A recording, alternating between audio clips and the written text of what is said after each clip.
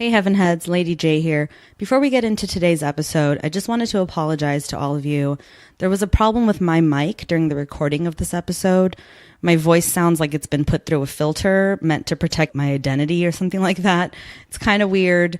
You can still understand everything I'm saying and certainly hear me. It just sounds kind of weird. So I apologize for that. Some technical difficulties. We've resolved them, I promise. So enjoy. Thanks.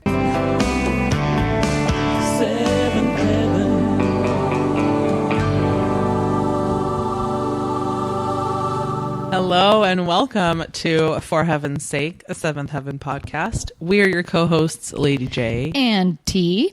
How are you, T? I'm great. And how are you? I'm good. Yeah. I'm so excited about this episode. I know. I jumped out of my seat I know. Same here. when you know who made an appearance. It's so cute. I lost it, dude. Mm-hmm. Let's just dive right in. Yeah. This is episode 920, titled Leaps of Faith. Okay. The Amazon Prime spoilie is Simon's future hangs in the balance. And the DVD description is Paris and Vic return to ask Eric to marry them, but Ruthie feels uncomfortable around their son, Peter. Eric tries to help a woman with two sick daughters. Oh, yeah. Yeah. Yeah. Dude. I know. Paris, Vic, and Peter. I know. It's like a Christmas special that you didn't think you were asking for. I mean, we knew they were going to come back. I know. But it was still like, I was so beside myself with joy. It's so crazy. But when I saw Paris and her speaking, like, I was like, I miss that little crooked mouth of hers and dropping some sweet knowledge on people once in a while, or just giving some affection like she does in some of the episodes that we saw in her and whatever in season 8. Yeah. Oh, season 8. I know. Not that it was the best, but No. But it was Peter. I know. Peter, the best thing about that season. And Vic, man, honestly, Yeah. it was so nice seeing Bryan Callen back on the screen. Like, yes. I know. Just seeing all of them. And like, okay, first of all, Peter had a major growth spurt. I know. Like, what happened to you, Beanpole? Like, holy cow.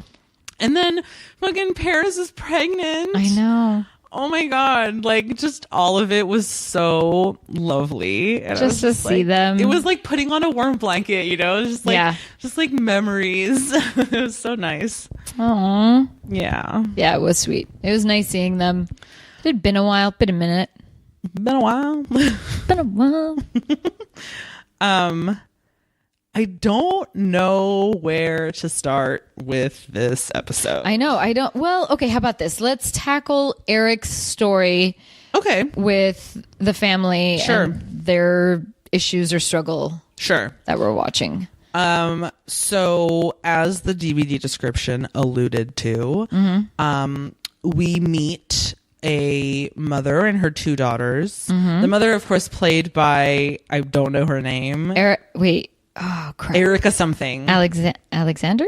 Yeah, that sounds right. Yeah. When I saw her, I was like, Max! From Living Single. God, she was one of my favorite characters in that show. Yeah, and this is obviously post Living Single. Oh, yeah. Right? Yeah. Yeah. So that was cool. I was like, oh, I know you. Yep. Anyway, so she and her two daughters, her two daughters have sickle cell anemia. They are in and out of the hospital. They get blood transfusions like weekly, it seems. Yeah. And right away, we learn that, she has an ex-husband who's been out of the picture ever since their second daughter was diagnosed pretty much at birth or whatever. Up and left, couldn't handle it. Yeah, I don't even. But how long ago did he up and leave? That's the part that I was a little. Because her daughters confused are on. not babies, right? Like No. the oldest seems to be like a teenager. Yeah. And then the younger one seems to be like 9 or 10 at least. Yeah. If not older. So clearly he's been out of the picture for years. And she says he supports her financially. So that's something at least. Yeah. But she has no love for him whatsoever and has no interest in having him back in her life. But all of a sudden he's back in Glen Oak and he's trying to get he's trying to get the two girls to move to Memphis with him, like where he lives. And he keeps and Erica, what's the character's name? I don't know. Basically says, like, asks Eric to talk to him and deal with him because she doesn't want to have to see him. Yeah. And, she says, like, they are not his daughters. Like, he is not their father. Like, he is not taking them away or whatever, and like talk to him. So Eric is obviously like, like, why now? Like, what's his deal? And she's like, I don't know, talk to him. Like, he won't tell me. He says he says he'll tell me in person, but I don't want to see him, whatever. When he comes home to tell Annie, Annie's like, oh, well, I wonder what he's got to say for him. Like, I like that everyone is like sort of on the same page about how this guy is like has no claims to anything. Exactly. Like no love lost there, and so when he finally meets with him, we learned that his mom had sickle cell anemia, and so he's seen firsthand like the sort of destruction of the body and all that stuff. And a lot of misdiagnosis from the doctors. They thought that she was crazy. That part really got to me, man. Yeah, that was really sad. Like, she was being turned away from hospitals because there was no symptoms and stuff, and so they just thought she was a drug addict who was like looking for her fix. Yeah, for painkillers and shit like that. Meanwhile, she's having strokes and shit, and like then finally a stroke that killed her. Like that part really like fucking sucked. Yeah. And he's like breaking down, talking to Eric, and he's like, I'm not trying to get them away from their mother. Like, I want them to all come, because of St. Jude's Research Hospital, and like they have this new drug and this new cure that they're working on, like not just a treatment, but like a real cure, and and they pay for everything that insurance doesn't cover, and they pay for housing for out of state people and all this stuff. And he's like, I've seen the error of my ways. I know now that like me leaving, like it was cowardly and terrible. And like, now I just want to do everything I can for my daughters and whatever. Yeah. And here's my problem. It's not even a problem with the show. It's just the problem, like, as the character, right? I'm like looking at this guy and I'm like, you don't think that your wife didn't want to bail? You don't think your wife looked at this hardship that's in front of her now with her two daughters both being sick and needing blood transfusions, and you don't think she wanted to just like up and leave because it was too hard to deal with? Bitch, like, you left her here. Now she's like taking care of these two on her own. She had to take all this time off from work. They downgraded her to a part-time employee. Yeah, she's not getting all the benefits. Like, and now it's fucking 15 years later or whatever, assuming, like now all of a sudden you're like, I've seen the errors of my ways. Like, get the fuck out of here. And then on the other hand, it's like, sorry not to cut you off, but like on the other hand, it's like, how do you not do the best? Like, how do you not go and take the cure and the treatment that they're offering, Exactly. And again, like he doesn't say like it's an excuse. He says that himself. It's not an excuse. It's a poor excuse, but he just truly was not ready to deal. And when you hear that, there is a part of you that wants to blame and be angry at that. Really. And I get it. But I kind of like that the show just made you go like, he's not a 100% bad guy. No. He made poor choices and was ill-equipped emotionally to deal with it. Yeah. And you have to wonder as an audience or someone that has maybe gone through something like that or whatever, like going, damn, how you can maybe forgive, but you can't forget that hurt. You can't forget that. You know what I'm saying? So it's just kind of like, and you can't hate him because again, it's not an excuse. It's just to help you understand. Yeah. And again, it doesn't give him a pass at all for what he did, because in the end he did make a choice. Him not doing anything was a choice, and walking away and trying to deal and being emotional or whatever, and like leaving all that weight and all that pressure on her shoulders. That's a lot. Obviously you can't forgive, but hold on. When the dad is saying, I want to come back, I know it's not going to be easy, but says, I want to help. It's almost like, how do you turn that away? How do you shut that out? Especially because you're not hearing those little girls what they want. We're not hearing it.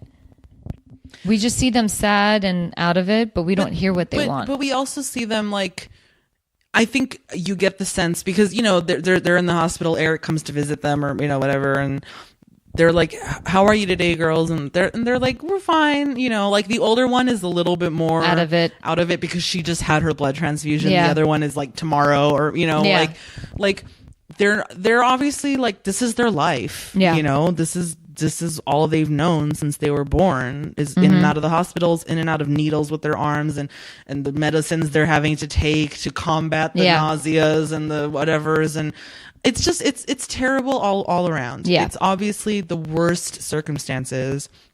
And to your point, I think that the dad is like, you know, he's not trying to make up for lost time. Yeah. I think he's trying to do right by them now. Yeah. And I think the mother and everybody would agree that like what St. Jude's is offering them is the best thing. Yeah. I mean, how do you not go? Yeah. Where they're basically offering to pay for everything and saying we've got a treatment / a cure for this disease. Yeah. Like how is that not the best choice for everybody? Yeah, exactly. You know what I mean? Which is exactly why in the end, the mom, and like because when he comes he's trying to like reconcile with her too a little bit, you know, like he's trying to like restart their life or whatever. Well, because he hasn't fallen out of love with her, like he still wants that relationship with her when she probably has checked out because certainly you abandoned me and you abandoned your daughters. I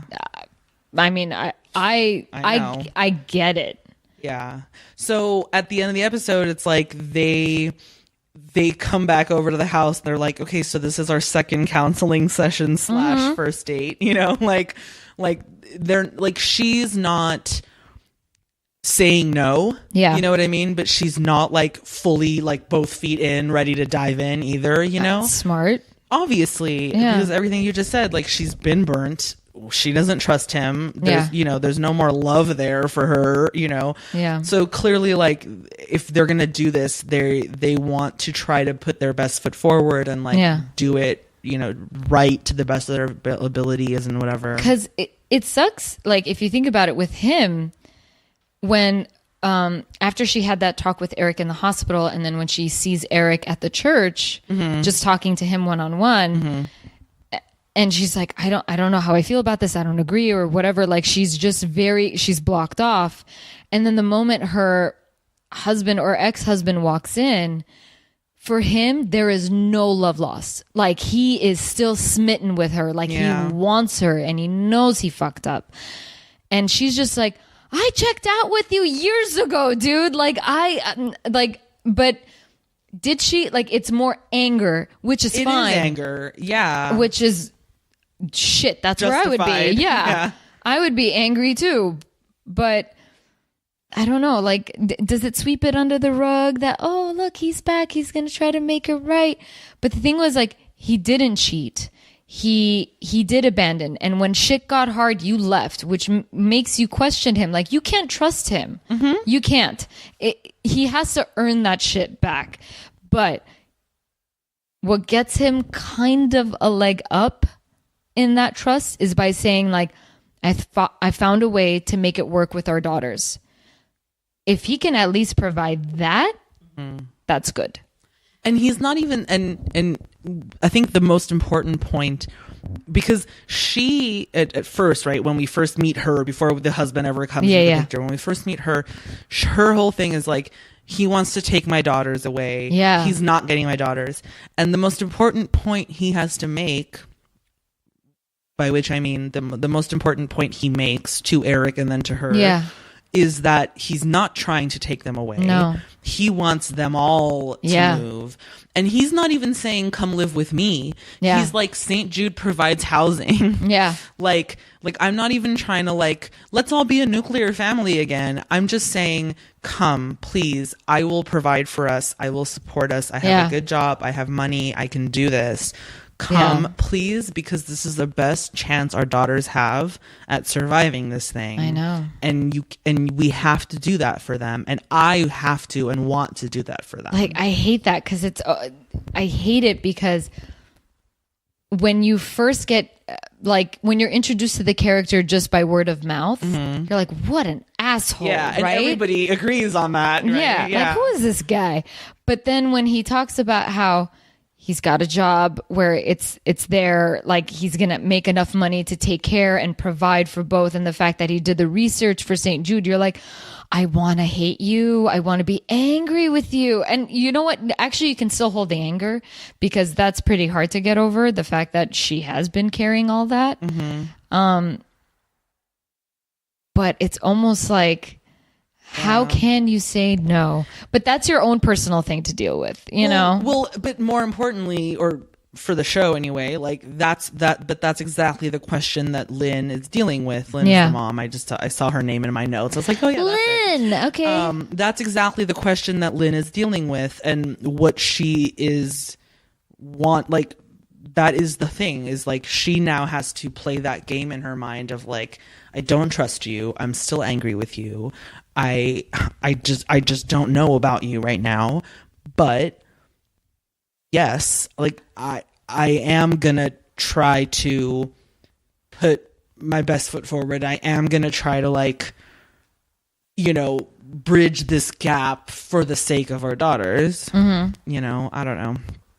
It's like, it's kind of like a shitty thing, right? Yeah. But it really serves the theme of this episode, which is leaps of faith, right? Yeah. Like, taking risks. Without risk, there's no reward. Yep. It's what every single one of these characters are dealing with in this episode, is that theme. And this is just one of those, like, life and death type of illustrations of that the show is really good at doing, which, you know, like, there's always, like, the Camden drama, and then there's always, like, some outside people that are, like, helping to illustrate how it's, like, you know, there's, like, real stakes here. You know? Yeah, definitely. Yeah, so that's this episode's version of that, is those two. And I think in the end, they are. I think they're gonna make it. I think they're gonna try to be the best parents they can be for their daughters. So. Whether or not that means that they end up back together or not, whatever, who cares? Like, they're gonna try to put their differences aside enough so that they can both simultaneously now, together now, be there for their kids. But and like, seeing them walk together to the Camden house, walking in through that door, it just says that, like, they are a unit again. Yeah. Whether it's romantic or not doesn't matter. Right. They are a unit. Yeah. So I mean, they that's want hope. More therapy. I mean, that's always the first step in anything, right? Like in correcting a relationship, or you know, I can't think of the right words, but like, that's always the first step, is like admitting that we need help, and that there's obviously something here that's worth fighting for, and we need help to do that. And so here we are. They're so funny when they walk in. Oh my God, you have a lot of people in your house. And it's like, that's every episode. That's every episode, but I love it too, because I mean, without giving it all away or whatever, but like at the very end, when like everyone is like up and hugging and stuff, and those two are just sitting in the back, like, we don't know anyone here. Yeah. We're still waiting for a counseling while these yahoos get married. It's so funny. There's this amazing shot of everybody hugging and loving each other, and then it just turns around to those two sitting there. Like, we just witnessed a wedding. Talk about a first date. Oh my God, it's so funny. The show, man, when it does it well. Not really, but you know what I mean. Yeah. Oh, I don't know. When it doesn't reach for comedy, it delivers comedy for sure. So where do we go next? Do we talk about Lucy and Kevin a little bit next? There's not much to talk about, right? As we predicted, as we said, again, their whole point in this episode is like, when are they leaving? What are they doing? But more so in this episode, Lucy is grappling with the idea of going back to work. Yeah. And what that means, obviously, for her home life, right? Yeah. With their daughter. And for Kevin and for Annie and probably the rest of the world, like, looking at it, like, it's really a no-brainer, right? Like, of course, Lucy can go back to work. Yeah. there's so many options. Kevin can work nights, therefore he can be there in the daytime while Lucy works, and then Lucy can be there in the evening while Kevin works. Like, that's easy. Everybody seems to think like, or just like assume that Annie will step in and like act as caregiver for Savannah. My favorite, I have to play the scene between Lucy and Annie. Okay. Because like Annie wins this fucking scene. What do you think about the idea of my going back to work? Well, it doesn't really matter what I think. It's up to you and Kevin. What does Kevin think? He thinks, and you're not going to believe this, he thinks it would be a good idea if we took turns. He thinks that he should take the night shift while I take care of Savannah. And when I go to work, he'll take care of Savannah. Well, what's so crazy about that? I mean, they'll be fine. What? I just thought that you would want to take care of her if I go back to work. That's funny. No, let me just say this for the record. I do not want to take care of my beautiful granddaughter, whom I love dearly, while her mother goes back to work. No. I love her. I love Annie so much. No. I love it. I love that she's like, you're fucking crazy. Yeah. Obviously not. Figure your shit out. Yeah. Like, no. You know, it's just my issue with this was with Lucy thinking that her mom wants to take care of everything when she has been for the longest time. And not to say that grandparents don't want to be involved, not to say that grandparents don't want to babysit. I'm not saying that. I'm sure I have met many grandparents who are like, oh my God, I want to take care of her. But they're also tired. Is different than like being the primary caregiver while the parents work. Yeah, it's exhausting. And especially like, I don't know Annie's age, but I'm sorry, she still has 5-year-olds, 6-year-olds to take care of. That's the difference. Yeah. Like most grandparents don't have small children of their own to deal with. Exactly. And for you to think that it's an easy job, she doesn't have parent number 3, bro. Then that's the reality of it. If Matt was home, not married, maybe. But I said maybe. I just think too. So here's the thing, and I think it's become very clear over the back half of the season for sure, if not sooner than that. Like Annie and Eric are the type of parents or grandparents or whatever that believe wholeheartedly in the idea that like, okay, you have now started your own family. Yeah, that is like the ball is in your court now. Yeah. You know what I mean? Like, of course, we love you. We will support you. We will care about you. We will be there for you. But like, it's up to y'all now to figure out how this little family of yours is going to function. Yeah. And they have proven that, like with all of their kids, you know, like with Matt and Sarah, like they're not involved in all day long with Matt and Sarah. They're certainly not all day long involved in Mary and Carlos's whole deal. They're not even really involved in Simon's whole deal, like, because he left the nest. Yeah. You know, they are the type of people, parents, whatever, who are like, this is your family now. Like, I've done my part, you know, and of course I'll always be there for you. But like, go leave the fucking nest. Exactly. Buy yourself a house. Do what you got to do. Figure your own childcare out, because I am not going to be your crutch for the rest of your life. Yeah. You know. And I think you're right. Like, Lucy has this weird idea in her head that she's not responsible for her own life or for her own family's dealings or whatever. Yeah. And it's like, part of that has to do with the fact that they're still under the roof. And that's obviously the big pain point. Like, they need to go. They need to figure this out. They need to get out there, you know? I still don't think that, I don't know, man. I don't know. I can't speak from any experience or to have met anybody that had lived in Lucy and Kevin's shoes, but I can't imagine a couple that's sharing a room, and only a room. They don't have their own living room, kitchen space, nothing. You know what I'm saying? Like, I don't know how anybody is comfortable with that. You're only comfortable if you're forced to. if that makes sense. Like if you can't move out, you can't financially you take don't care have of it. You get what I'm saying? You don't have You options. Make the best of it. Then you make the best of it. But when you have the option and there's two little ones, and then whatever other drama there was, especially for Kevin, man, that guy lived in the garage apartment for whatever, a year, and then lived there with Lucy. At least they had their space. It was enough. Yeah. In the sense that whatever, but I just can't imagine young couples that have a kid that don't desire their own space. I don't know. Because Lucy doesn't. Well, Kevin does. Lucy doesn't. a little bit. I mean, I think Lucy understands intellectually that she's got to get out, but I do think that she's a little bit stuck. She's a little bit stuck in a rut, right? You know what I mean? She's so used to it. Yeah, like I think she's comfortable. like because she's working in these confines, you know what I mean? Like she knows she can like run an errand because the kid's fine, you know, Annie's there, whatever. She's lived in this house her whole life, so she's not feeling claustrophobic. No, you know what I mean? And so she's just not, there's not enough of a fire under her ass, you know what I mean, to like get her going a little bit, you know? And even Kevin saying it all the time and Eric and Annie saying it all the time, like, is not quite lighting it for her, you know?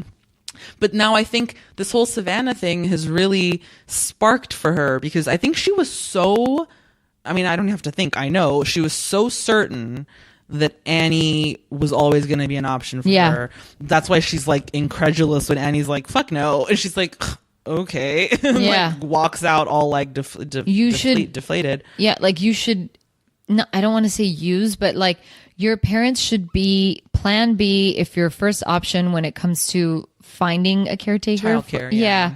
Like you're stuck in a rut. You can't find anybody last minute. Then you contact your parents. Sure. Like, please, can you guys watch her right now? And I mean, like, listen, don't put that burden on them. Not only that, but it's like, hello, are we like these people live in a world where childcare doesn't exist? Like no one at any point in this episode, no one talks about daycare or anything like that. Like as if the only options are one of them or Annie. Like it's like the world functions one way or another. Millions of children are in daycare all day long while their parents work. Like people do this. This is an option available to you. You know what I mean? Yeah. And Lucy, if you so don't trust Kevin with your daughter, then maybe pursue that option. Because when Kevin suggests that he can work nights and stay with her during the day, Lucy looks at him like he just sprouted a fucking arm out of his head. I would take that challenge in the best way. Like, wait a minute, your husband wants to be the dad and be there and take care of his daughter. Why would you say no? Not only that, but like, what, like, are you crazy? Like, you don't trust him? Yeah. Then why'd you have a baby with him? Exactly. Yeah. Like, what does that say about your relationship that the minute he suggested, you look at him like he's a fucking lunatic? Yeah. And you won't believe this, but yeah, exactly what she said. Yeah. Hey man, if he's up to the challenge, take him on that offer. I would. Yeah, dude. And honestly, right now, what better solution do you have? It's actually perfect. He can work nights, you work days. Boom, boom, done and done. Yeah. Like what? Like that's not even that's a no-brainer, man. Are you kidding? That he has the flexibility enough to do that? Yeah. That's your solution. That's not even a question anymore. Hello? Yeah. It's like so weird to me that this is even a conversation. Like it's a built-in fucking solution. Take it. What's the problem? I don't know. And Paris doesn't really help the matter because she's the one who's like, oh, what about Annie? And it's like, and Lucy's like, I know, that's what I said. Like, Paris, you're a grown-ass woman. Like, what are you saying? Well, continuing the tradition of grown-ass people giving bad advice to not so grown-ass people. Yeah, so I don't know. I don't really know where it lands though. How does this storyline get resolved even? It doesn't. Like they just sort of stop having the conversation. they just kind of like duke it out, don't they? Like you see Kevin taking care of Savannah. Yeah, at the end I think she's like, okay, I have to go figure out some stuff so that like we can put her on the bottle or whatever, like Yeah. if I do go back to work. And he's like, okay, we're just gonna be here, like it's fine, like Yeah. you know. And she's like, and then he makes a joke And about he's like what if I want to give her like a bite of my sandwich? he's like, oh, Kevin, and he's like, I know, it crazy, go. Like, and she's like, okay, so they go, and so I was like, whatever. So like, clearly he's fine. Oh my god, how is that even a question? Yeah. Like, I mean, listen, I'm no lover of Kevin, but like, he's not gonna kill his daughter. Like, you know what I mean? Like, of course he's gonna love and care for her. I mean, hello. I don't. It's so weird that this is like know. such a fucking drama in this episode. I don't know. But I think it also speaks to like a societal thing about like dads not really being responsible for caring for their kids. I think there's I think there was still that stigma of dads There not. still is today. There still is today. Well, there still is today, especially whenever when you hear moms are going back to work and the dads are staying at home, like stay-at-home dads. Mm-hmm. Nothing wrong with it at all. Like, you want to stay at home and be with the kid? Cool. Like, I don't. Who cares, man? If you're one of the lucky ones who can afford to not have a 2-income household, Yes. I don't care which one of you stays. The fact that one of you can stay home, like That you're crushing it. that's a fucking blessing in and of itself. Yeah. Like, jump on that fucking opportunity. That's amazing. Yeah, exactly. Like, I don't know. Yeah, it's just like. I really think don't that know. there is a stigma and still is, but I think it was maybe a little worse then. Like, Yeah, I think probably. I think it started I mean, it's hard to know 13 know. years ago, but I know, but But yeah, I think really, definitely. I think also like that stigma has slightly changed within the last few years. For sure. Very recently, like For sure. You get what I'm saying? So like the most recent generation of like new dads and stuff, Mm-hmm. or new parents, I should say. Like, I think there's certainly a lot more like equity or equality in, you know, in the responsibilities Yeah. and sort of the expectation of responsibilities and Yeah. things like that. I just still think that there's like a whole segment of society, or of fathers particularly, who don't take it for granted that caring for their child is part of their responsibility. Yeah. Like, and I'm talking specifically about dads who call it babysitting. You know what I mean? Yeah. Like that shit really irks me. Like it's not babysitting when it's your own fucking child. Yeah. You know what I mean? Like, taking a shift is one thing. Taking a shift. Like, where, you know, if you're Yeah. going to do the arrangement that he and Lucy are talking about, right? Like, that's taking a shift, whatever, taking turns, whatever. But it's not babysitting. Yeah. It's caring for your fucking child. Like, get over it, people. You Yeah. know? Anyway. So that's Kevin and Lucy. Whatever. I don't really care about them. I know. Like, mainly because I'm just over it. I'm over the same bullshit. Like, every episode, it's like, when are you gonna move? What's gonna happen? When are you gonna move? What's gonna happen? I'm like, ugh, either move out or don't already, and Yeah. put this fucking story to bed. I Like, will I'm say, over it. I will say something did bother me though between Kevin and Lucy was Mm-hmm. when Lucy looks at Kevin, and this is when she's just bringing up that conversation of her going back to work, and she looks at Kevin. She says, "I've been thinking, oh, I wish you didn't do that." Ugh, I know. I was like, that's not a good joke right now. I know, but it's not the first time he's made it either, and I so I know. kind of just like, I just ignored it. I know exactly what you're talking about, and I heard it, and I was like, ugh, my irk meters, my irk antenna went up, you know. But yeah, no, I was just like, he keeps I'm like fatigued thinking about it. I don't know what the solution is. There is no solution. Lucy's I'm just not crazy. Everyone in her life keeps telling her she's crazy. She's developing a complex. Now she will be crazy, and then and then it'll become a self-fulfilling prophecy. But you guys made this monster. You know what I'm saying? Exactly. Like, sorry, not sorry, family and / like husband. Like, you guys are feeding this complex and like making her crazy. Yep. And then she will be, and you'll have no one to blame but yourselves. I don't know. Yeah, keep calling someone crazy. They have to know. believe it at some point. Well, yeah. Yeah. And the truth is like, sure, maybe Lucy is not the paragon of stability, okay? Like, maybe, sure. She certainly has her, like, moments, Yeah. But she's not fucking crazy. She's just a human being. God damn, Gosh. It's like, can we just have a little bit of compassion for people? Ugh. Especially in the fucking Seventh Heaven show. Like, really? Isn't it your whole thing about compassion? Like, Yeah. where's the compassion for your own protagonist? Anyhoozle. So, Moving on. meanwhile, let's talk about Martin. I'm interested. Which part? Well, just in a lot of what's going on for Martin in this episode. Martin and Zoe? Yeah. Okay. Mhm. Well, I mean, Well, yeah, Martin. I mean, it's Martin and Zoe, right? So those last 10 seconds. it's me like hedging all my bets in my head. So Zoe calls Martin like whatever in the afternoon, and has I'm just gonna play it. Okay.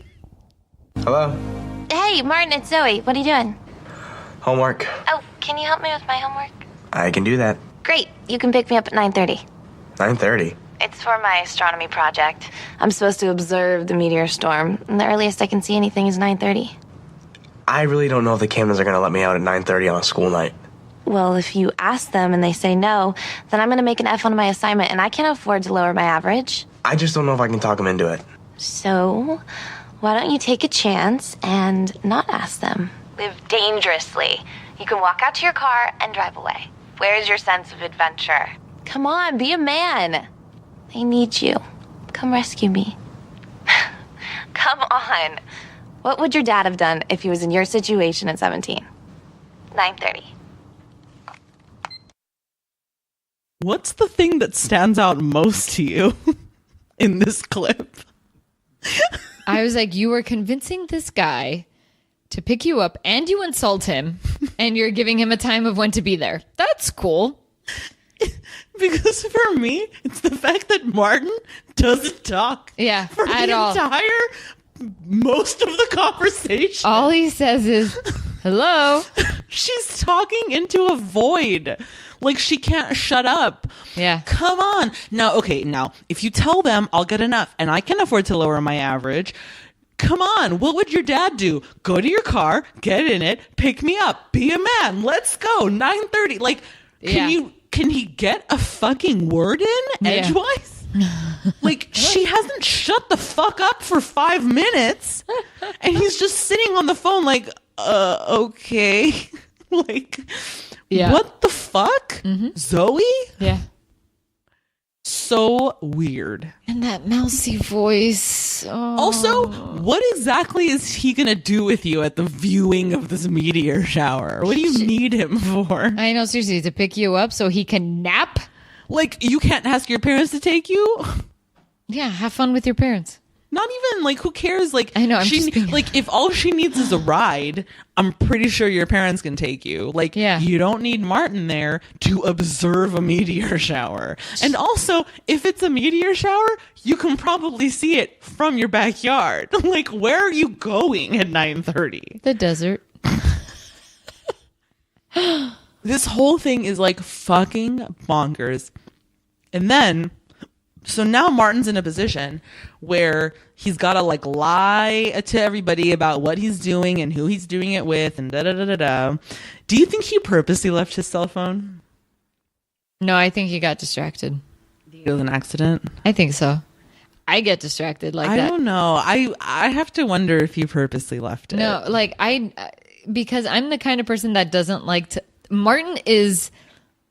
He's responsible. He would have taken exactly. it. Yeah. And the thing is, like, when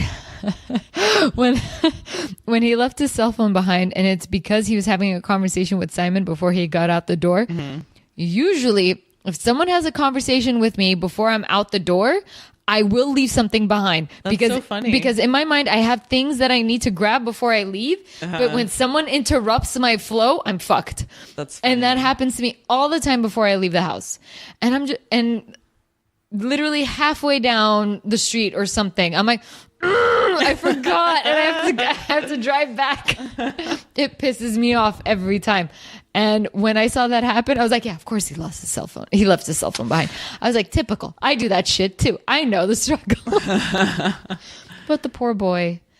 I know. What's funny is Simon later tells Eric that it's been ringing off the hook like every 30 minutes. The phone's ringing, which if it's been his dad this whole time, like his dad was able to call every 30 minutes all night, but then couldn't call like again every 30 minutes, like when Martin was actually home. Like, you know what I mean? Like what's the cutoff time of Martin's dad being able to call every 30 minutes? This show makes you learn what is a bad idea only because you miss this opportunity or whatever it is. It's like they only teach you a lesson when you miss something.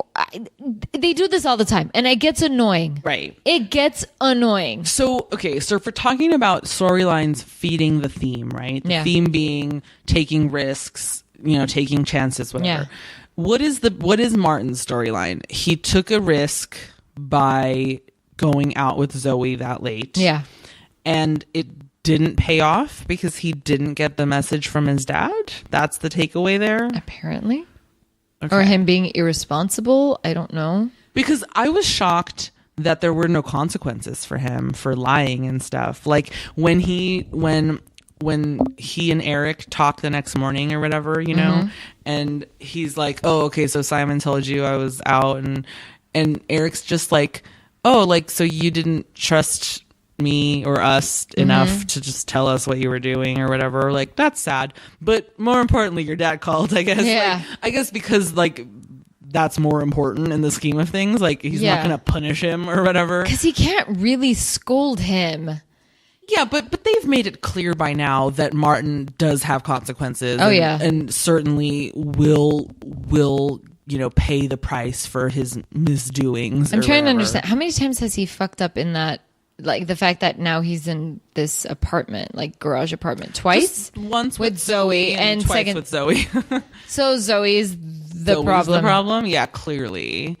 Like, I don't know why she's all of a sudden become such an integral part of this fabric of the show. Well, I'm sure she's leaving after this season. Yeah, we're never gonna see her again. But it's just like annoying because like she's caused nothing but trouble for Martin, and he's not even into her. So like, what's the point of Zoe? Like, I don't get it. I don't either. Whatever. I mean, if he needs a friend, he's got Mac. It's fine. Yeah, seriously, where the hell is Mac? I know. I miss Mac. He was a little shitster, and I do miss his shit stirring. So anyway, so he finally gets a call from his dad. They're able to talk, and Daddy's coming home. Daddy's coming home, which is so nice. It is. It's really cute. But didn't he just get the call like 2 months ago saying that he got extended? Yeah. So like extended 2 months, and now he's back. Like, that's not usually how extensions go in the army, is it? I have no idea. But anyway, we'll suspend our disbelief for the sake of Martin's daddy. Yeah. And then he does blame Zoe. He's like, I was irresponsible. I went out with you. I left my cell phone behind, and I shouldn't have done that. And I meet the consequences. Blah, blah, blah, blah, blah. Yeah. And what does she say? Nothing. Oh, she once. No, she's like, well, I'm sorry, but it's not like I knew that your dad was going to call. Which is true. Yeah, I know it's true. I mean, it's not like she made him leave his cell phone at home, you know? You could have said no. Oh, wait, she didn't let you. Yeah, really. Fucking bitch. I mean, she called out his manhood, for Pete's sake. Like, that's be a man. Be a man. What's your sense of adventure? That bitch. I hate that shit. And females, don't insult to get what you want. Females, I'm talking to you now. We play this game, okay? We can wrap men around our little fucking fingers if we want to. Doesn't mean we should, though, okay?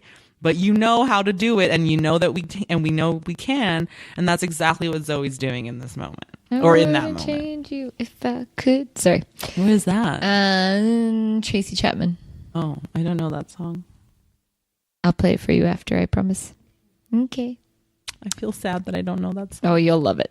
You have to get us back on track because now I'm all distracted about songs I don't know. Oh, well, Zoe Martin. Okay, bye. I was only half kidding. So, okay, so Simon. Oh, Simon, our old friend. Simon. He comes home. Yep.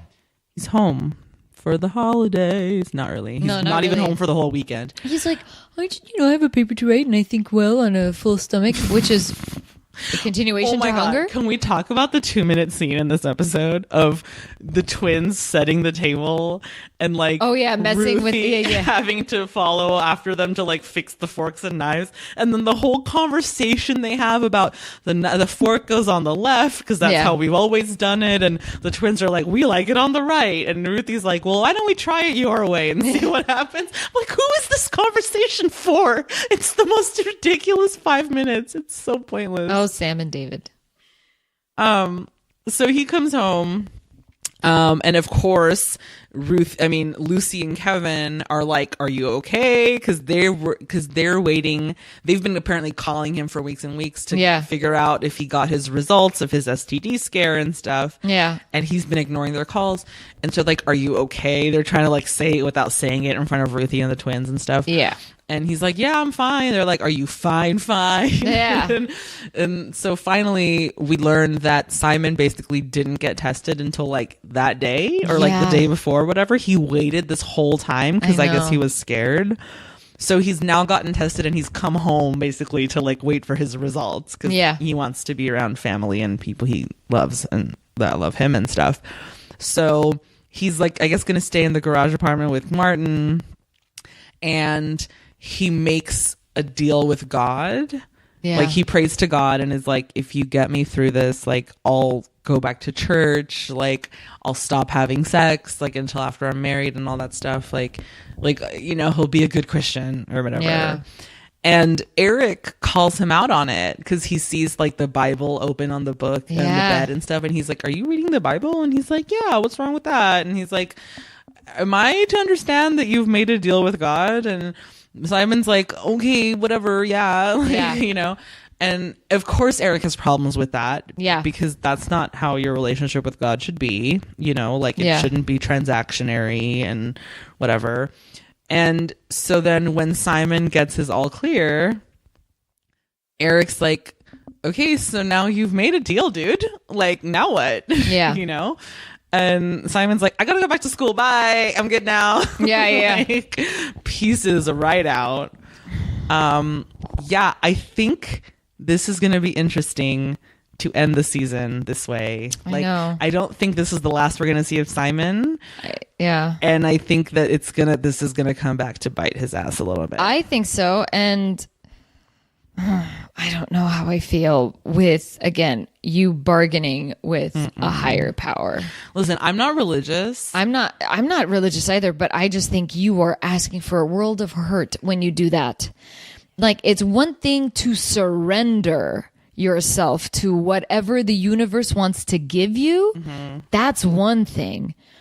But to bargain, you are asking for a crazy wake-up call. You are going to be angry with what bargain you made. You're going to have conflict within yourself and with others.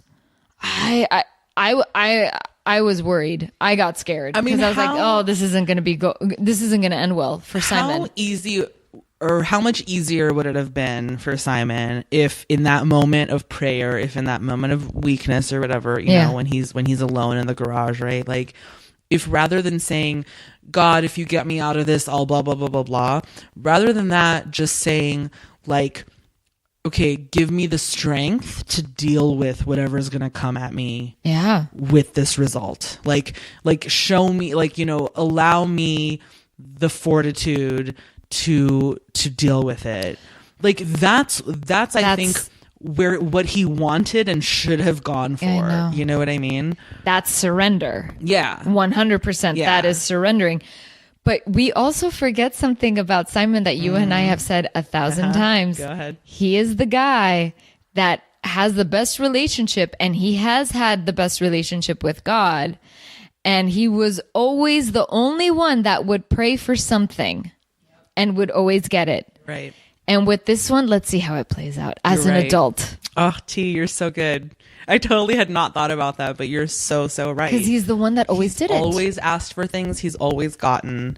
But now for the first time, there's something on his end of the bargaining table. Yeah. You know, it wasn't just a prayer for something. It's, if you give me this, I'll give you da da da da da. Yeah. And, you know, and he's already, listen, I don't even know. I don't even feel comfortable using terms like this because I'm so not religious, but like he's already like lost his way a bit, you know, like spiritually or religiously or whatever, considering, you know, he's having sex and he's doing all these things or whatever. But yeah, so it'll be interesting to see how this plays out now that he's gotten what he wanted from God. Yeah. How he holds up his end of the deal. I'm kind of interested, but also scared for him. I'm scared for him. I'm intrigued from a viewer perspective. Exactly. I'm like excited to see what comes, you know, obviously because the stakes are none. But yeah, like, I don't know. It'll be interesting. We'll see. And the more interesting question, I think, is whether or not the chickens will come home to roost this season or if it'll start to pay off next season. Oh, that's true. You know what I mean? Because we've only got 2 episodes left this season. Yeah. So is that even enough time to delve into what this means for him and his life and stuff? What does this mean for him? I don't know. I do know that it's not the last of Simon, right? I mean, he will be back in the next 2 seasons. So like definitely there's a runway there to play with. Yeah. You know, which frankly, I might enjoy that better. Like I might, rather than like rush me through the consequences just in the next, like in the finale, basically, like maybe plant the seeds and then let it like really pay off next season, you know, like for like a full season arc for the character, you know. I'm all for that. Like, but who are we kidding? This show, a whole season arc for someone? Impossible. 1 episode done. What are we, gods? Something random to point out. Is it me or was Ruthie and Martin both congested in this episode? Oh, I didn't notice. Both of their voices just sound like a little nasally. I'm like, oh, do they have a problem? Do they have the sniffles? Did they make out offset or off camera and then get sick from each other? What happened? Would you say no? I would not be surprised if these 2 are hooking up in real life. I mean, the chemistry, man, it speaks for itself, okay? They're cute together. I am here for it. I will say I'm really disappointed that it hasn't paid off by now. Like if it's gonna pay off in the finale, fine. But like I need something to happen between these 2 characters yesterday, okay? Oh, but when? Like, I wonder when it would happen. Yeah, okay, maybe like again, set me up at the finale and then project me or like, you know, get me into the next season. Okay. But like something better fucking happen this season because I'm you know what it is? It's like that weird thing, you know, like when you're watching like a movie or like even like a better show, like or even a better show, fuck, where there's like 2 characters that you just need them to get together already. Yeah, it's just like, why are they not together? Come on, get together. Yeah. And you know the show's doing it on purpose because they need you to like keep tuning in and stuff. Like it's like that for me with these 2. Like I'm like so like I just need them to be together badly. But it's so good because they're not flirting.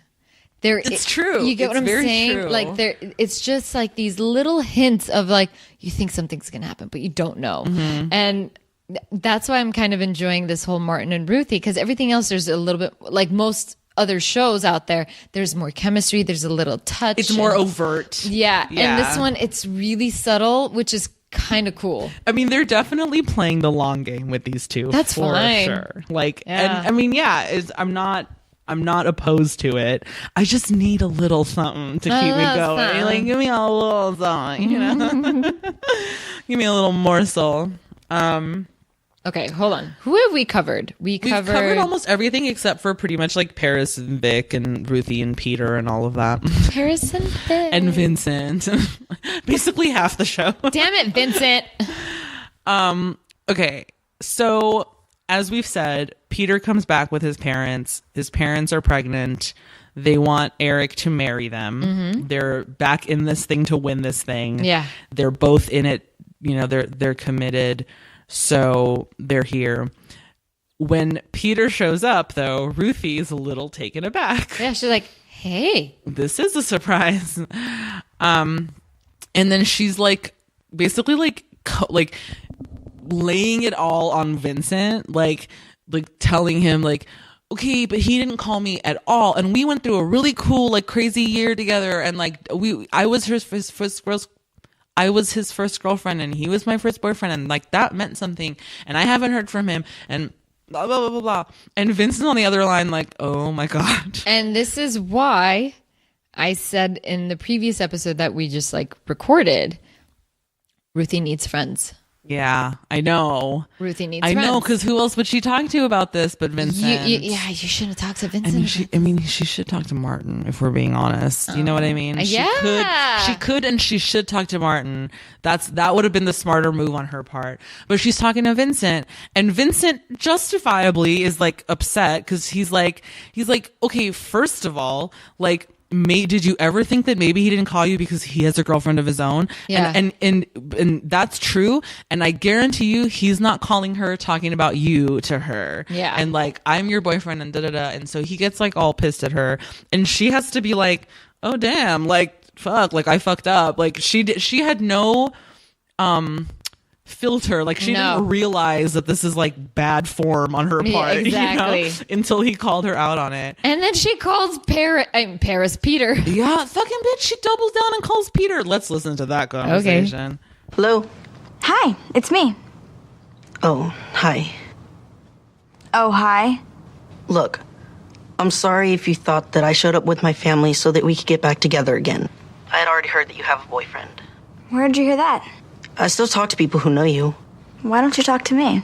Because you have a boyfriend. I didn't have a boyfriend all year long. Vincent and I just started going out. I have a girlfriend. We're in a committed relationship. Oh, I didn't know. I guess it doesn't really matter, does it? I mean, you're seeing someone else too, right? You are still seeing that Vincent guy, aren't you? Yeah, Vincent and I are still going out. So I guess there's nothing else to say, is there? I guess not. Nice talking to you. Kind of broke my heart.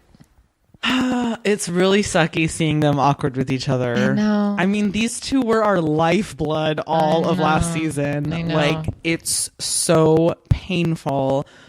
Okay, several things. One, Peter's lying about having a girlfriend. Yeah, he Holy is. shit. Okay.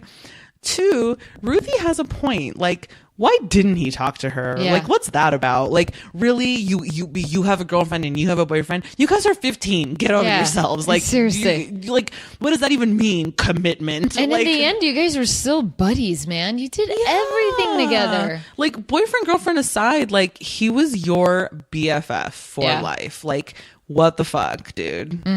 Like, what is, like, and so I'm with Ruthie when she's like, why didn't you talk to me, dude? What the hell, you Yeah. know?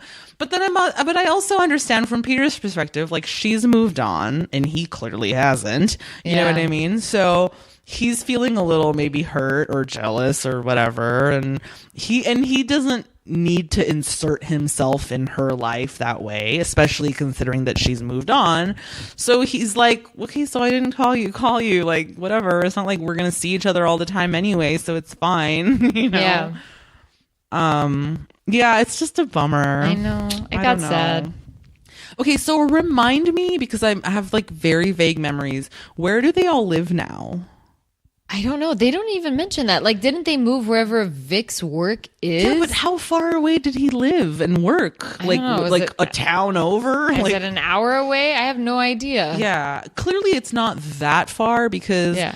clearly like Vic and Paris and everybody is commuting multiple times in this episode between the Camdens and home.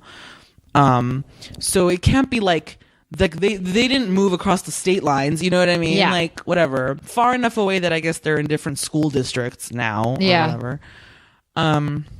Anyway, so I don't know. It's just a bummer.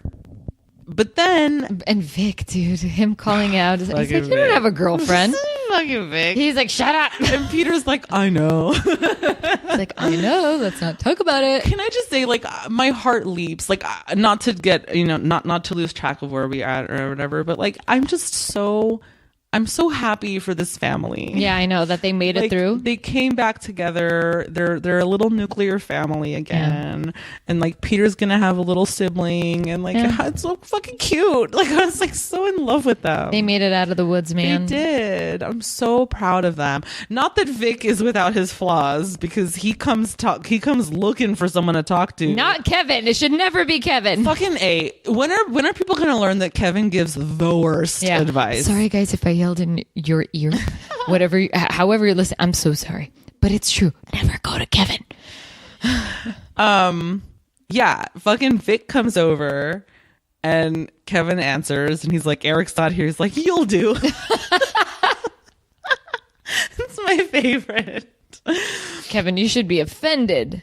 Not really. But listen, but I get Vic too, right? Like his whole thing is, it's like, why fix it if it ain't broke? You know, clearly we've made scared. it work this long. Yeah. It's fine. Just because we're having a baby doesn't mean everything else has to change. That's enough of a change for us right now. Yeah. Like maybe we don't have to get married. Why rock the boat? Whatever. And Kevin's like, yeah, I mean, certainly Paris can be single and have this baby, and everyone's doing that these days, and you guys don't even have to live together. And it's like, come on, Kevin, like, get real. Kevin, what you should be telling Vic is, no, dude, you have it handled. Have confidence in yourself. You want to make it work, you'll make it work. Done. Thank you. Especially because, Kevin, you know Vic. You know the history here. Telling him what he wants to hear is not going to solve anyone's problems, you know? Yeah. Like, yeah, everything is fine. Yeah, you don't have to rock the boat. Obviously, you don't have to. Yeah, and Vic knows that. He didn't come that. here. He didn't come here to be, confirmed in those thoughts. Insult him like Zoe's insulted Martin. Be a man. That's why I love it when Paris comes in and she's like, so tell me it's not true that you guys told Vic it's okay for us not to get married. Yeah, But they work it out. Everything's fine. yeah, never refuse a pregnant woman. Nuh-uh.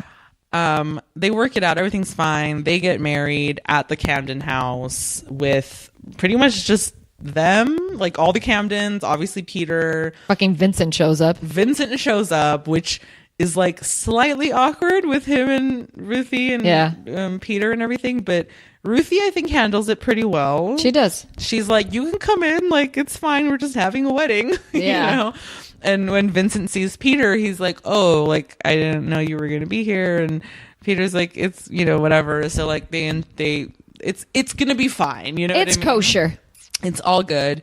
And then those two, the Lynn and her husband show up. So they're there. And like, it kind of becomes this Full House moment for this really little intimate little ceremony they're having. So sweet. It is really sweet. I'm so happy. Like, my heart leaps. Leaps of faith. It's nice. It was good to have seen them in this episode or in this season in general. Yeah, just to know like how they're doing. A little bit of a taste, you know, like whet that appetite a little bit. Yeah. I still like Peter. I do too. He clearly is still in love with Ruthie. Yes.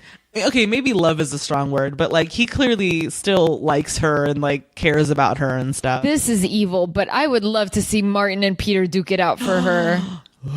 I know it's And evil. Mac. No. Mac could just sit there eating popcorn and watch this shit go You down. don't think Matt's gonna give Martin a run for his money when he that'd be finally kind of makes funny. a play? That'd be kind of funny. Mac is definitely not gonna take it lying down. But with Peter and Martin, like, both loyal, both noble, both like caring individuals.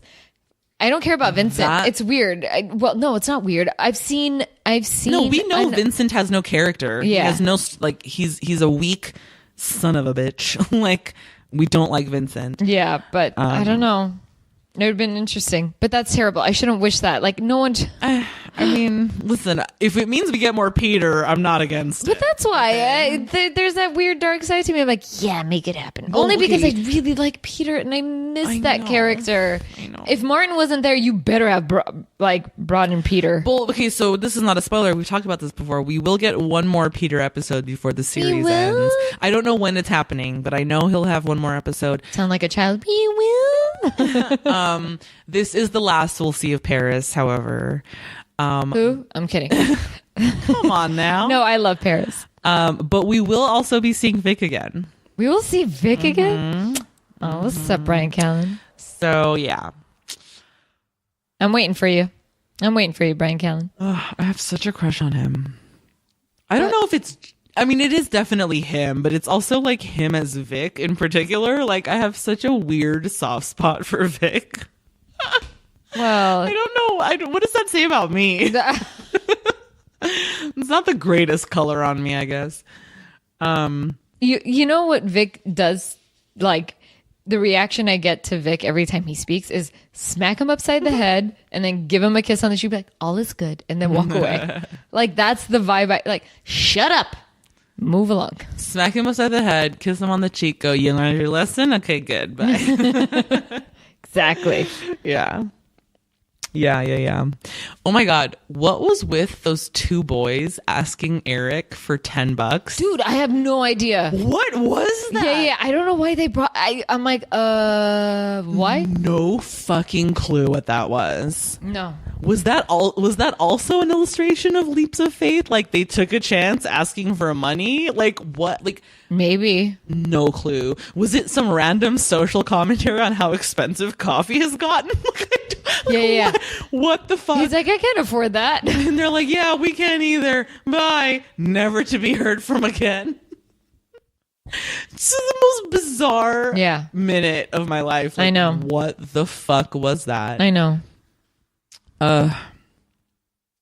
Did we do it? I don't know. I'm trying to think. I'm like going over my notes. I know, me too. I feel like we did it. I feel like we hit all the main I think so. points of the story. Yeah. Yeah. There was quite a bit going on. Yeah. I There think we're was. good. It was pretty dense. So dense. Let's rate it. See, I'm confused because I don't know if I want to give it a thumb up and thumb down, or I don't know if I can ever give it to. Damn it! Because The struggle is real. Yeah, this one, the struggle is real. Shit. Thumb up, thumb down. Nice. That feels real to me. Okay. I can agree with that. Okay. Because Kevin and Lucy just pissed me off. Mm-hmm. But everything else was good. Mm-hmm. Everything. Well, I think it's just the nostalgia. Why do I have nostalgia with this show? I don't know. I don't know. I even know how that's consume it. possible. You've never watched it as a Exactly. I'm kid. making it sound like, oh, it was moons ago. Like, no, it wasn't. It was like a month ago. Yeah, I think See? I'm giving this 2 thumbs up. Oh, well, I get it though. First of all, because I always skew higher than you, that's just how we are. But also, I feel like this is as close to a 2 thumbs up episode as we're gonna get. I know it's been a while, Like, huh? I don't know how much better it gets than this. Like, Just wait. We got Vic and Peter and Paris back, and we got some good, like, drama moments, and we got Simon, and like, I feel like this is as good as it's gonna get. Like, Probably, I yeah. don't know. It's a pretty solid episode compared to most. Yeah. And it didn't leave me feeling like ugh. Like it ended on a high note, and it made me feel happy and good inside. Like, honestly, damn this show. Like, you give me some good ones and then shittiness in the middle, and then in the end, you're giving me some solid things. I know. Not I like know. the best, but pretty fucking solid. like where you're like, okay, I don't hate you. Yeah, You know? I don't hate you, exactly. Yeah, I know. Nightmare. Whatever. Well, that's going to do it for us. As always, don't forget to subscribe, rate, and review on Apple Podcasts or wherever you get your podcasts. You can follow us on social media at For Heaven's Sake Pod, or send us an email at forheavensakeshow@gmail.com. You can also subscribe to our Patreon at patreon.com/forheavensakepod. Do it. Just do it. And until next time, bye. Bye.